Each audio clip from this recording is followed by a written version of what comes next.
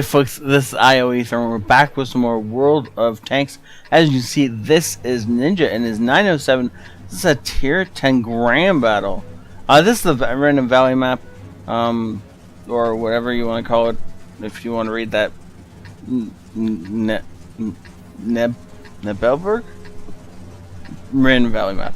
Anyway, summer grand battle really is what it is. Anyway, so obviously you can see I'm in this game. We also have Merker in this game.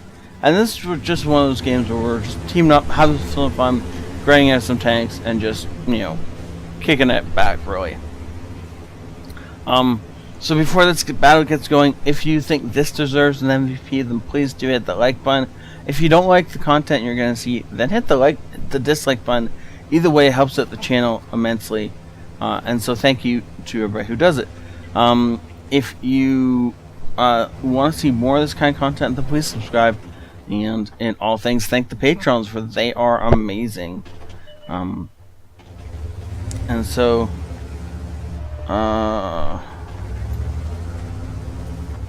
at first you're gonna just this might start off a bit. I was gonna say this might start off a bit slow, but apparently Ninja's already putting shots in. I definitely wasn't at this point in time. So he's just trying to guard the center region. So a lot of the heavy tanks will cross in the open right here. Now if they're a little bit on the slower side, or he catches them in exactly the right spot, then he can track them in place and just farm damage off them. The other thing about this spot is because of the fact that it is where it is. Is that Fox 155 going to come this way? He might be. Because of the location it means. I'm just going to free cam this for a second. After we shoot this Centurion. Oh, he's going to get another shot on the Centurion. Centurion's still not in cover. Centurion apparently wants to die. He's reversing towards the source of his death. I don't know how he missed that shot. It was just unfortunate, but there we go. So as long as he just keeps backing up and going for it, these bushes are going to provide him enough protection that he can't be seen unless he fires through a bush at somebody pretty close. That might get him spotted. Yep, but the grow. But as long as he's backing off and firing, then he's going to be firing through enough camo that these guys aren't going to be able to spot him. And he's going to be able to just do damage to them and just basically start picking them off. That patent, unfortunately, did not get picked off. And I mean, as long as these guys are going to try pushing this out, they're going to give their flanks to him. And he's going to get great shots into them. Unfortunately, those shots against the STRV are not going to connect unless they hit the lower glacis, which that definitely did, all the way down to the bottom of that tank.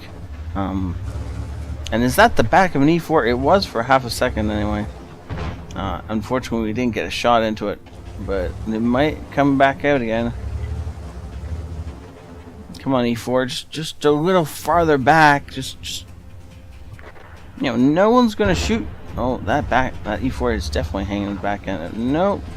He has turned. So his back end isn't actually hanging out. But that is a Fox 155 side on to us. Probably two good shots into him. Nope. Bounced off the side. Or missed completely. Possibly. Now at this point in time, we're actually winning this. Which is really nice. And so you can see most of our team is flushing in from the top. And we are just trying to hold them in location at the bottom and let Ninja and our artillery farm them. And while that's going on, they're basically trying to farm us in return.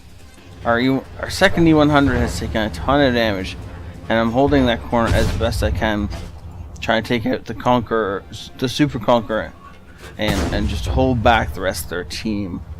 This E4 is apparently just pull a side on in front of Ninja, and we're up to 3,000 damage so far, just because tanks are just randomly pulling out side on.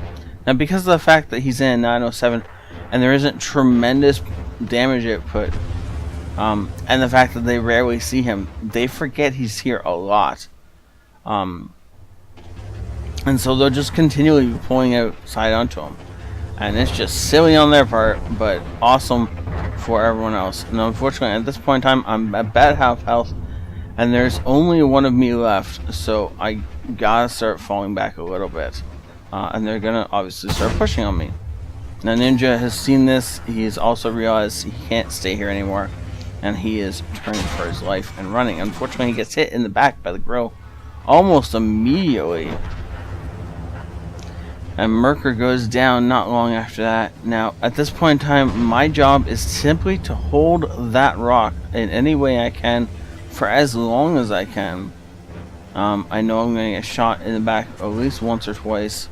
And so I'm just going to curl up in a little corner, give most of the tanks my front, and make them pay for every inch that they try and come around. Now I have one tank destroyer. I have Ninja backing me, and I have some artillery. And so if they decide that they want to try and take me on, they're gonna have to weather the incoming storm of fire. And well, they did. They're definitely starting to. Ninja is making them, like, forcing them not to come around this side. A little bit anyway. That Badger was unfortunate that he got all the way around, but well, he's not doing as well as he would have liked, I'm sure. Ninja's switching locations, and you can see artillery coming in and doing some serious damage on these guys. They lost like 7 tanks, which is, I guess, is a bit of a spoil, but they lost like 7 tanks digging me out of this location, and eventually I do die. But between the guys that Marker, whose perspective we're not going to see, farmed on their way in, and artillery and the tank destroyers farming, and while I was holding them in position, they lost a ton of tanks right there. Now, unfortunately, at the same time, we lost the whole southern side. That the Exile is not going to be able to hold out for very long because of the fact that he fires one shot, and then before he reloads, he's going to die. That Badger, thankfully, gets tracked in the open, and we're just going to be able to hold him here while we slowly kill him. Looking for the shot on the grill, gets it, doesn't track the grill, unfortunately. He's looking for the second shot on the grill, gets it again. He's firing HE in attempts to try and track this thing or pin it in location. Unfortunately, none of those shots actually do what he was hoping they were going to do, and that shot just misses entirely. Now he's got to start being careful not to stay in one location, but he really does want to kill that Type 4 or Type 57 T-57 heavy that he's pretty sure he just connected a shot to. Grill dies. T-57 he did connect, does take it out. E-100 is the only thing left over here. Or the only thing left we can see anyway. He's firing heat because he has to. It's the only guaranteed way to go through that E-100. Noticing the object, he does in fact have to back off. There's no way he can take off on the object and the E-100 at the same time. It's just not going to be possible. We're up over 5,000 damage right now, by the way. And 2,400 spotting. And he's calling for help again. And he tells the team what his ammo loadout is, and he does have assistance over here and here. So these guys, if they can fire on the tanks coming off this hill, would be great, but they're not doing anything yet. So either they can't see the tanks they're pushing on Ninja right now, which I think is the conclusion Ninja comes to, or they're reloading. I mean, the T-22 medium shouldn't be reloading this long. So Ninja just bails. There's no point in him sticking around and dying, especially since that E-100 is going to be hot on the heels of the object. So he's just going to have to bail. Now, unfortunately, while we're dealing with the southern push that has been successful for the enemy, our northern push has been stalled and then destroyed by the enemy. Now, at this point in time, the enemy or the team starts braiding Ninja because he's too much of a bot to carry this game, obviously. You know, he's He's done horrible things while not carrying this game well enough to the liking of our allies, apparently. The T22 medium in specific and the 183 are just really, really pissed. And they decide that Ninja is the reason, because obviously he's the only one not pulling his weight, right guys? Yeah, I mean, you guys can all see he's not pulling his weight. He's only up at 6,000 damage so far. I don't know what the most damage you've ever done in your life is, but mine is 6,500, and Ninja is quickly approaching that.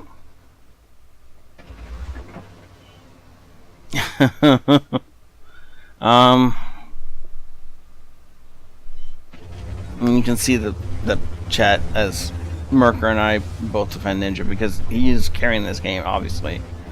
But these two numbnuts, that's a good word, numbnuts, are too like blinded by their rage to realize what's going on. Nice shot, and that he's now surpassed my top damage ever in a game. And he's still alive, he's still kicking. Bounces the great shot from the object, and I think he actually may have either bounced or just dodged the shell from the U100. Unfortunately, he does take that shell. Does get the last one in. And one more, and then we should be able to take this guy out. Done. Unfortunately, it not always is end in victory. He didn't have enough shells left to finish this game off. Did we do ramming damage? No, we were shot by the 1315. He didn't actually ram us, sadly, for 25 damage. Wow, nice roll from the 430U. Huh. But yeah, just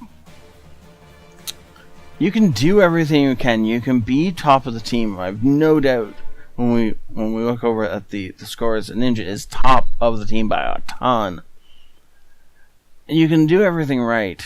I mean, other than a couple of missed shots, Ninja didn't play this game badly at all.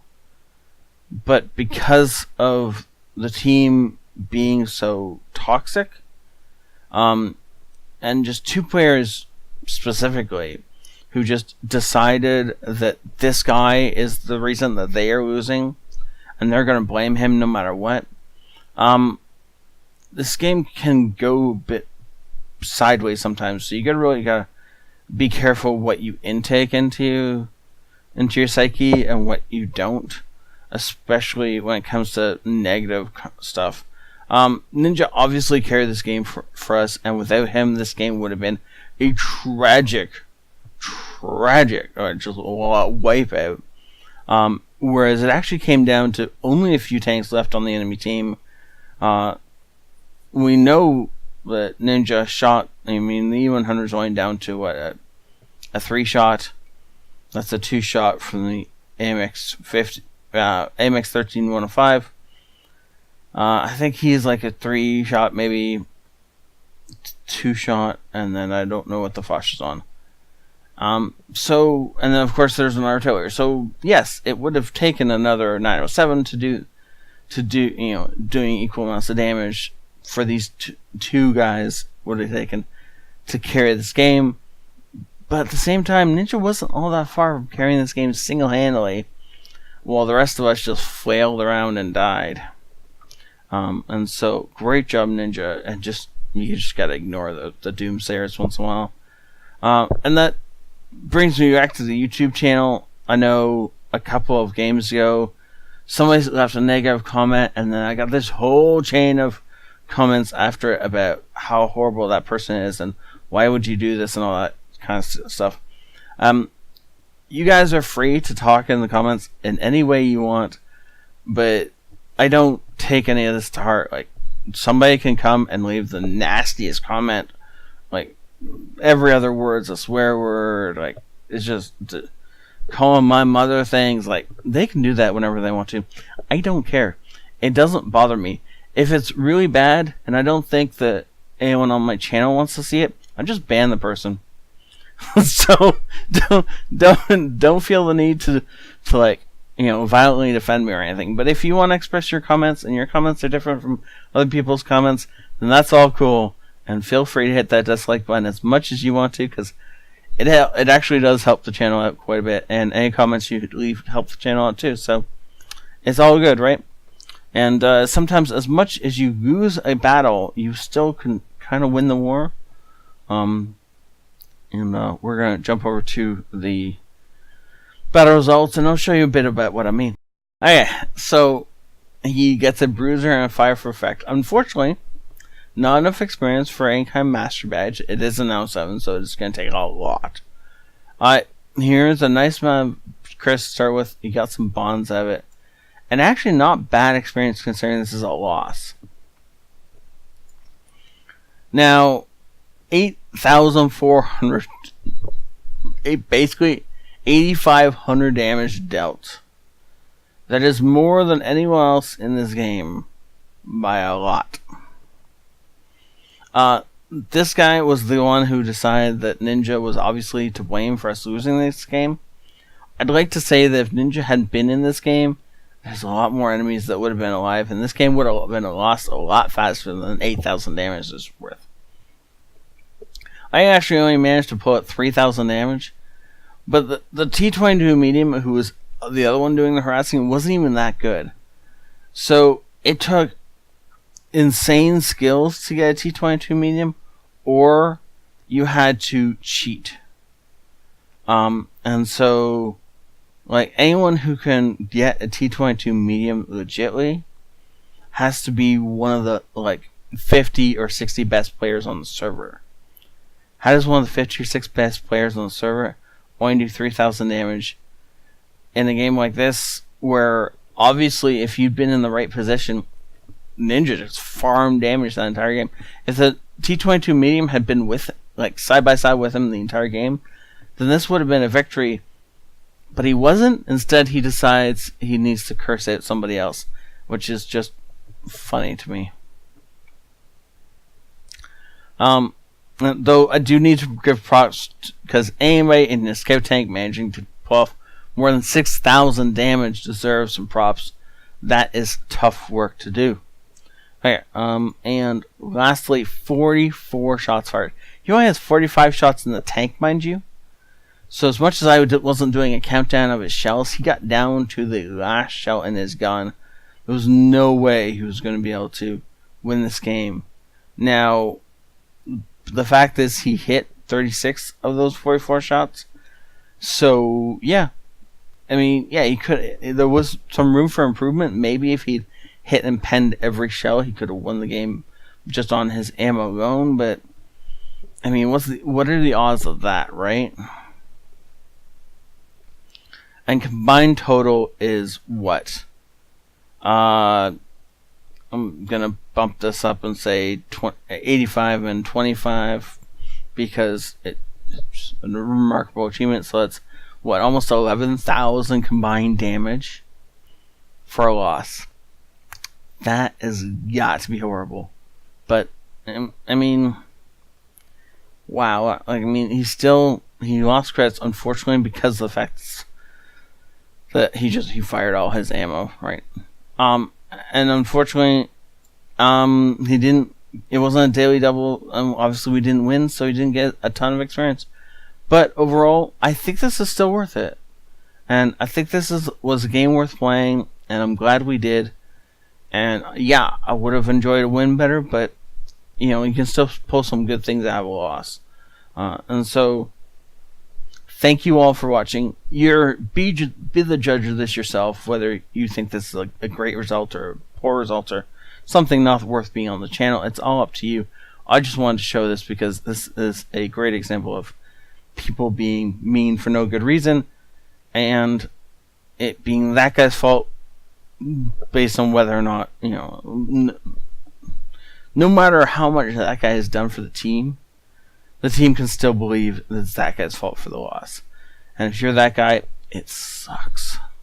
Okay, so just don't take it to heart. That's all I ask. Right? I gotta turn off this camera with the ring around it of light before I go blind, by the way. So let's get this video over with. If you think this deserves an MVP, please hit the like button. I'm also gonna start counting the dislikes as towards the MVPs, because I understand it, since it all helps with the channel, it's gonna start coming into consideration, though not as heavily as like, obviously. So if there's a tie break, it might go to the dislikes. Also, if you want more of this kind of content, then please subscribe to the channel. And all things, thank the patrons, for they are awesome. And I will see you guys next time. I hope you enjoyed today's video.